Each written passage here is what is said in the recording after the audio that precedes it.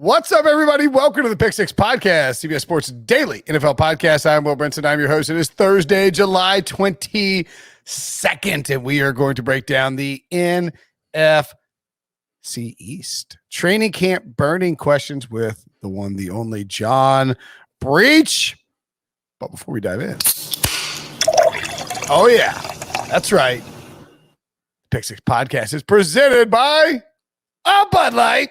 You can see my giant neon sign on YouTube, youtube.com/PickSix. And if you want, you can share a Bud Light with us as you listen along. Just go to budlight.com/delivery to order your Bud Light right now. That's right, budlight.com/delivery, and you will be given a plethora of options to have delicious Bud Light sent to your house. I should point out, and I'll point this out on the mailbag that's coming Monday as well. But last week, or I guess the last time we were talking about this, John Breach, I had a box of Bud Light beers, flavored beers, and I said, "Ooh, what?" I can't remember what did I say? It was the pink one, and I was like, "Ooh, what is that? Is it?" I'm trying to think what flavor I thought it was, but I was wrong, and it's grapefruit, and it's incredible. You know what else is incredible? The Bud Light Orange as well. Two delicious beers. And of course, you see the Bud Light Lime and the Bud Light Lemon, also both quite tasty. Those seltzers, the flavored tea seltzers, pretty freaking good. I didn't think I would like those, and I really liked them. So kind of blown away by that. What's up, Breach? How you doing? Brinson, you're bearing the lead here. Don't forget about the Bud Light popsicles. Oh my God, they are freaking amazing. My wife accidentally ate one because when we put them in the freezer, you kind of don't even know it's in the freezer. We have regular popsicles, and she went in there and she grabbed it, noticed that the wrap, it's a completely different wrapper. It's bright, fun wrapper, saw it, and she's like, "Oh yeah, I forgot about these. This is like 2 nights ago." Eats it and literally said it was the most delicious popsicle she's ever had. So that was quite delicious. And she's a popsicle connoisseur. So this is quite the compliment. These are the squeeze ones, not they're on a stick or anything. Yeah. It's like a Bud Light Chili Willy. It is like that. It's exactly what it is. I mean, it's just a Bud Light Chili Willy, and it is amazing. The summer ice. I don't even know what flavor summer ice is supposed to be, but summer ice is good. I want summer ice in my life more. So go to budlight.com/delivery and check out your delivery option so you can enjoy a Bud Light with us. Let's get to the NFC East, though. And we'll start because you got to start. You know where you start when you're talking the NFC East. You're starting with the Dallas Cowboys. Our pal, Patrick Walker, did the burning questions for these on the CBSSports.com website. And I believe we're using his questions. Is that wrong? Is that correct, Breach? Or did you do your own?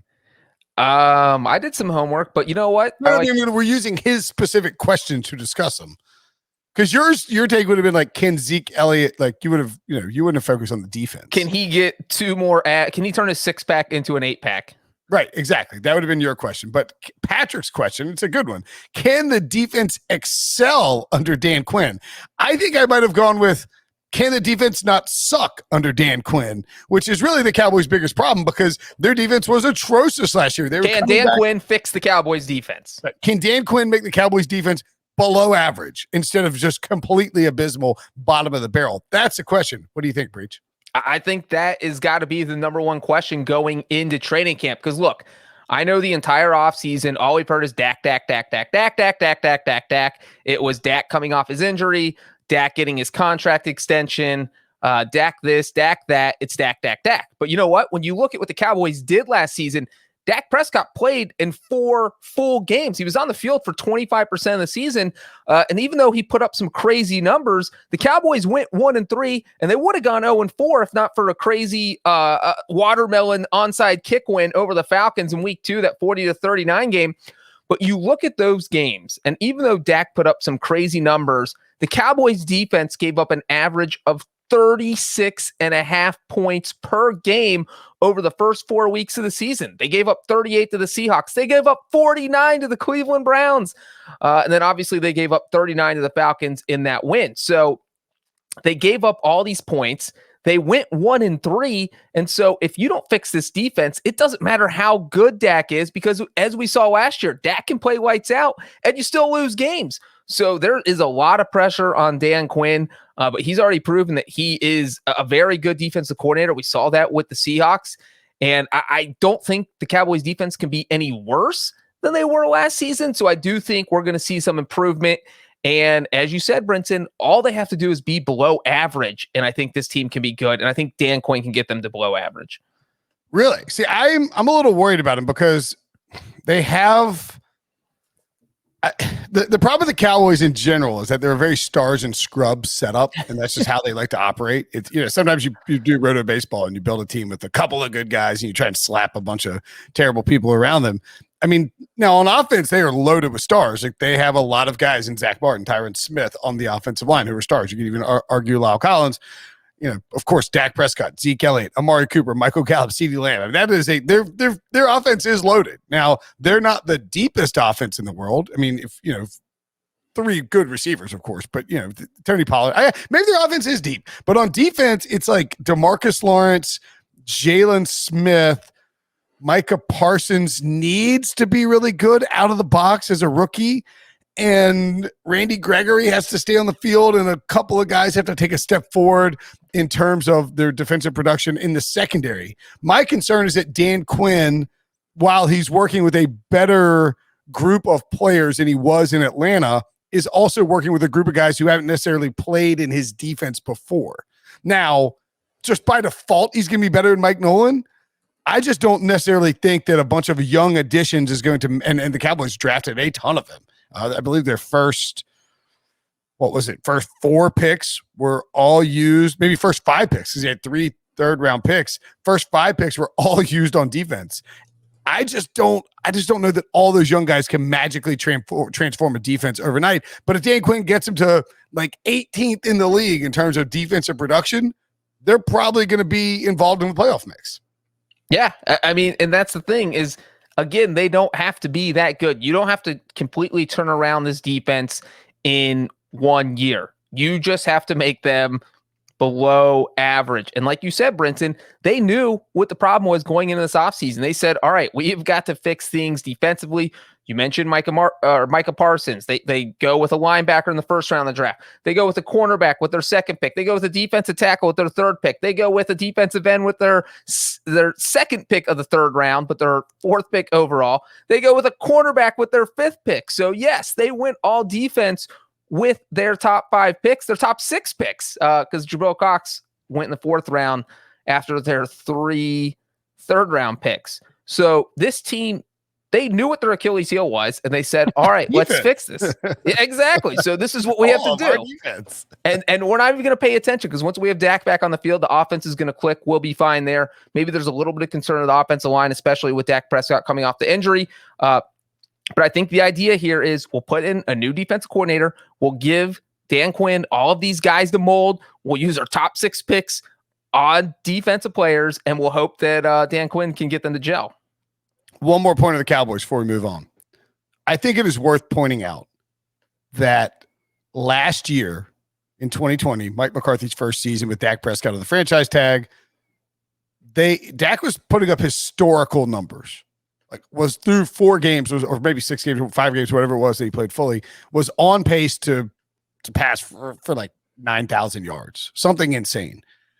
But he wasn't doing it in a way that was necessarily impressive and helping the Cowboys win. The Cowboys looked like crap on offense in the first quarter of games and early games, and they got in holes against the Browns and the Falcons, a couple other early games, and they were forced to like mount these crazy comebacks, and that's where they were putting up their offense. So while obviously the defense is going to be key for the Cowboys trying to do something that Jerry Jones already made a deal with the devil about and win a Super Bowl, I do think it's worth watching how the offense looks functionally early in games, because you can't just make wild comebacks and expect that to win you a title. Yeah, and there is definitely something to be said for that, because but it's also a chicken and egg question where if the would Dak still have put up big numbers if the defense hadn't just been so bad? Because those games you mentioned, that Falcons game, they fell behind 20-0, and it's, what do you do when you're behind 20-0? You have to throw the ball on every down to come back. Against the Seahawks, they fell down 30-15 in the second half. What do you do when you're down 2 touchdowns in the second half? You have to throw the ball on every down to come back. Right. Against the Browns, they fell down 38-14 in the third quarter. What do you do when you're on 24 points in the third quarter? You have to throw the ball. So, I don't know that the Cowboys want their offensive identity to be they're throwing the ball every down, but when your defense is that bad, you have to. So if their defense is better, maybe they can feature Zeke more. It'll be interesting. Oh, good. Yes, utilize Zeke more. Fumble machine. By the way, Zeke has been described as in the best shape of his life. So. I mean, have you seen the pictures? No, I know usually they say they're in the best shape of their life, but Zeke literally looks like somebody chiseled him out of a statue. A healthy Zeke is a really good football player. I mean, a healthy Zeke. He's also carries the ball like a statue because he can't hold on to it. An in-shape Zeke is a really good football player. All right. Summer's here. That's right. It's summer because we're talking about people being in the best shape of their lives, obviously. And when people were talking about that means it is mid-summer, and that means two things. One, all NFL players are in the best shape of their lives. But more importantly, it's time to stock the coolers and start counting down the days until we can enjoy an ice-cold Bud Light in an NFL stadium again. By our count, only 47 days are left until we can hear a beer vendor yelling about ice-cold Bud Light. Get your ice-cold Bud Light right here.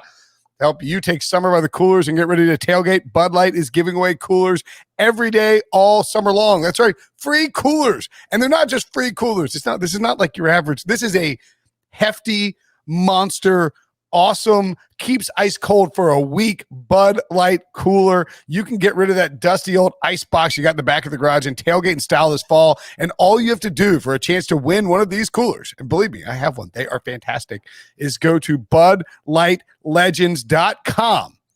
budlightlegends.com. Get your cooler. Trust me, you want one of these. You will put it in the back of your car.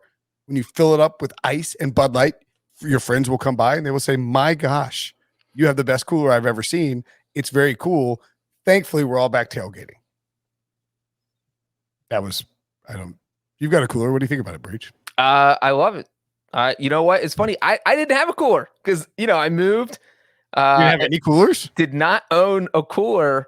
And my wife and I actually have been talking about getting one. Room in my house for coolers. Well, some people have like 5 coolers. I'll go in my sister's garage in Cincinnati and they have like 17 coolers. I'm like, what do you do with 17 coolers? She's like, well, this one's for soccer halftime if we have to take the kids. This one's for the other kid. This one's when we take camping. This one's our go to the pool cooler. And I'm like, my God, like I don't even have a lunchbox, like let alone a cooler. But now we have a cooler and it is an amazing cooler. Yes, the Bud Light cooler must have. Go to budlightlegends.com and get your cooler. The Giants have a very, very, very, very clear, we're talking about, we do these burning question podcasts, and it's like when you do the story, you don't want to write like the quarterback is the burning question for every team, because you can find a way to get there for a lot of teams. Cowboys, clearly that's a defense situation. The Giants, though, very clearly the question is Daniel Jones the franchise quarterback? Can he be a franchise quarterback? Shoot, can he be an above average starter? Shoot, can he not lead the league in turnovers for the Giants this year? Breach, what do you think?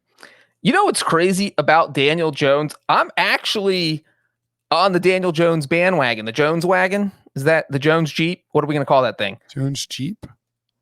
Like the Wentz wagon? We're going to have to workshop that one for quite a bit. You don't like the Jones Jeep? Let's workshop that one. Okay, we'll workshop. You tell me what you think about Daniel Jones instead of trying to come up with that on the fly. All right. So I actually like Daniel Jones as a quarterback. I think the Giants can be really good this year. And obviously, as we have talked about multiple times, anytime we bring up Daniel Jones, we bring up the turnovers. The man fumbles more than anyone. Like it is Jameis Winston level fumbling. And if you fumble that much, your team's not going to win. You can't just give the other your opponent the ball for free. You can't have these horrid turnovers. And so if you look at Daniel Jones and you ignore the turnovers, which, shouldn't be possible. And it's not even, this is a hypothetical. Let's pretend the turnovers are not real. He was a pretty good quarterback in 2019. He regressed a little last year, I think, but he still looks like someone who could be good for the Giants. Now, obviously, when you combine the fact that he throws interceptions and fumbles like a madman, that's a huge issue. So if someone in New York, I don't know, Jason Garrett, you know, get a few claps, bring some of the magic pixie dust to New York and put it on Daniel Jones's hands, and so he doesn't fumble. Because if they can figure that out, I think this offense can be pretty good. Yeah, I mean, when you look at what they did exactly what I thought they were going to do this offseason. Dave Gettleman did. Dave Gettleman is very predictable. You don't. I'm not some, mind reader or savant here. Dave Gettleman is just very predictable, and he was always going to double down on Daniel Jones. That was going to be his plan. He was going to double down. I was surprised he didn't double down on Saquon Barkley, but with the injuries, I get it. So they have Darius Slayton. They already had Sterling Shepard. They already had Evan Ingram, who, by the way, still could be a post-hype breakout candidate, I suppose. They bring in John Ross. They signed Kenny Galladay. They draft Kadarius Toney after trading down. They wanted Devontae Smith, but the Eagles leapfrogged him in that trade with the Cowboys and beat him to him. So they went back in that trade with the Bears and added a different receiver in the first round. It is a very clear message from Dave Gettleman. I believe in Daniel Jones. I used a 6th pick on him in the 2019 NFL draft. I'm going to triple, double, triple, quadruple down on him and expect him to have a big season this year.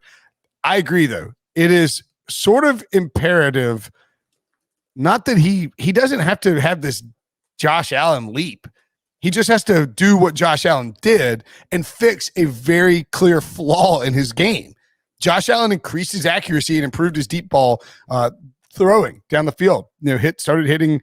You had Stephon Diggs, and it improved significantly. It took the pressure off other receivers on that offense. It allowed Allen and Diggs to get in the same page. And you need something similar from Daniel Jones. He doesn't need to become an MVP candidate. He just needs to fix the turnovers. Stop fumbling. Stop throwing picks. Stop trying to do too much, and just make it easy for him, Jason Garrett. I think it's possible. I'm bullish on Daniel Jones. I'm not going to be completely off the Daniel Jones, the Jones Jeep or whatever we're going to call it. But I am a little worried that the Giants could just be average this year. Jones could have a ton of turnovers and, they blow the whole thing up. That wouldn't be surprising me too. I think there's a significant variance in terms of the range of outcomes for the Giants in 2021. Well, I think one of the crazy things though, is that we were talking about how the Cowboys defense just needs to be below average for them to be competitive.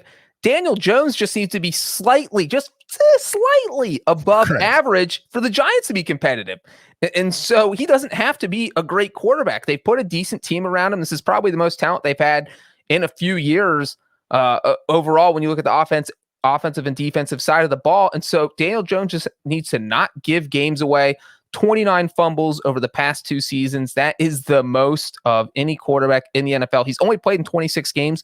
So that's an average of more than 1 fumble per game. That is atrocious, Brinson. It's terrible. He's basically Jameis Winston light. Jameis Jones. Jameis Jones. Jameis Cheap. There it is. There you go. Really, really brought that one home. The Washington football team, man, a lot of hope in Washington. And the question that Patrick Walker asked, can Ryan Fitzpatrick be a viable QB1 for Washington? And before we do that, Breach, allow me to give my ice cold take presented by Bud Light. Because yes, he can. In fact, I firmly believe that the Washington football team, under the guidance of Ron Rivera, with the Fitz magic added, is going to unlock something on offense that we haven't seen from them in several years, and that's explosiveness. Terry McLaurin, monster year coming. Antonio Gibson, huge year coming. You are going to see these guys. Logan Thomas might have a monster year as well. Ryan Fitzpatrick coming to Washington with everything they have on defense, with Ron Rivera creating a stable base for success in the nation's capital, is finally going to get a quarterback who can do what he wants, who has a little bit of upside that Alex Smith didn't have. And the Washington football team is not just going to win the division. They're going to be a good team. They're going to be a team that beats up everybody else in the division and runs away with it. People are going to pick Dallas. No way. Give me Washington. That's my ice cold take presented by Bud Light. Brinson, I actually love that take. I feel like your takes are about 50-50 with me so far. I disagree with half of them. I love half of them. But back in February, when Ryan Fitzpatrick was still a free agent, my thought process was, and if you hunt down CBS Sports HQ's YouTube videos, maybe I'll tweet out the link. Who knows? But anyway, I said if Washington signs Ryan Fitzpatrick, I think that they can win the NFC title, the entire conference. I think they can get to the Super Bowl. Whoa!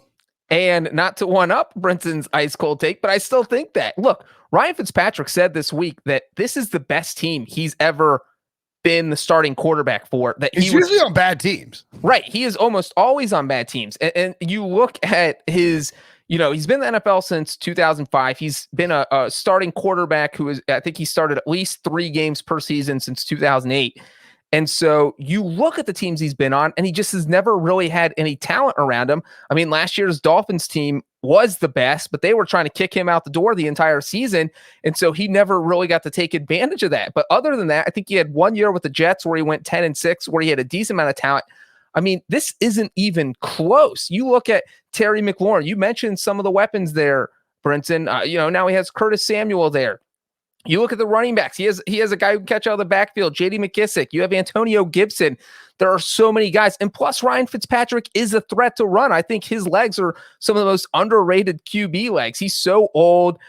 He doesn't look athletic. And so, you think, hey, he probably moves like Tom Brady. Tom Brady's not going anywhere. Tom Brady's not going to scramble for 8 yards on you. Fitzpatrick does that stuff.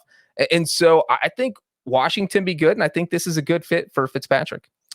Finally, the Philadelphia Eagles, and pretty obviously, I mean, the Eagles kind of built this one out themselves. Can Jalen Hurts be the franchise quarterback, or will Philly be dipping its toe back in the quarterback market next draft, or will they trade for Deshaun Watson? That's still on the table, so we'll see how that all plays out. But I think it was very much a good question. What is Jalen Hurts, and will he affect the Eagles' future plans at the quarterback position? I don't think we know anything about Jalen Hurts. Look, he's going to be going into what if he gets to training camp and he's horrible? Like his expectations were so low because he was just kind of thrown to the Wolves last year. They put him in and you're already eliminated from the playoffs. You have nothing to lose. There's no pressure. So you just say, all right, Jalen, you're our guy, except when we tank the last game. But other than that, we're going to put you in for these final 4 games, and we don't care what happens. We just want to get you some NFL experience. And was he good? I don't know if we could use the word good. I feel like he was average, maybe below average. But again, first 4 starts, you don't expect very much of him. So now he's going to have a whole entire training camp. I mean, what if you're the Eagles, you get to August 15th, and he looks bad in training camp, plays a bad preseason game, and do you start panicking? Do you start Joe Flacco? Do you call the Texans and offer literally anyone on your roster to get to Deshaun Watson there, even though you don't even know if he can play in 2021? I mean, I think this is the biggest question in the NFC East, because if Hurts doesn't look good in training camp, I don't know what you do if you're the Eagles. Yeah, I mean, you panic. Or I guess if you're Debo or an Eagles fan, or, we got friends of the podcast, Cody Benjamin, Jeff Kerr, are big Eagles fans. I mean, I think you just kind of pee your pants and hope that your team stinks for the year, right? Like that's your best case scenario. Just sopping wet pants and bad. Debo, is that your plan? I mean, that doesn't sound like a best case scenario to me. But the Eagles, like you said, are in a position because of how they treated draft picks and how they made some trades this offseason to set themselves up to, if they're bad next year, draft another quarterback. If they're just kind of average and not sold on Jalen Hurts, then to use those draft picks and move up once again to take one of these quarterbacks in this kind of uncertain quarterback class, or trade for someone like a Deshaun Watson. I think the worst case scenario for the Eagles would be 7-10 and never really in the divisional hunt, and you're unsure about Jalen Hurts. That's the worst case, right? Yeah, I mean, I've kind of said throughout this offseason, I feel like they're going to be in that 8-9 win range, and I don't think any team in the division is going to win 11 or 12 games, despite how high you guys are on Washington. I don't think anyone's going to run away with the division. I think it's all 4 teams could be competing for it, and scenarios for each of them to win in week 18. Yeah, I mean, like the Eagles probably won't be out of it, even if they're under 500 midway through the year. You know, Right. they will probably still be involved in the hunt. But it's one of those where because of the way your draft is set up with multiple picks, because of what you've done with Carson Wentz, because you used a second round pick on Jalen Hurts, because I think Howie Roseman is certainly under pressure here. I almost think you either want to be really bad or good. And I don't know if they can be great. I just don't know if this roster can be great. But, if Jalen Hurts plays well and Devontae Smith is an impact right out of the gate and Jalen Reagor takes a step in his second year, that's going to ease a lot of the pressure on Howie Roseman. So I think you want them to be good, but I could also see a scenario where you want them to be bad. You just need an answer. I don't think it's easy you just need an answer on Jalen Hurts this year. That's the issue with the Eagles, I think. And the crazy thing is, this is one of those teams where it feels like if you look at their ceiling compared to the floor, it might be the biggest difference in the NFL. If somebody told me the Eagles finished the season with 10 wins, I could see it. If Jalen Hurts clicks, everything else falls into place. If somebody told me the Eagles are going to go 3-14, I could see that too. Yeah. And so it's just literally anything is on the table with this team. All right, that's it. That's the NFC East Burning Question podcast. Thanks to Bud Light as always. Thanks to John Breach. Talk to you guys soon.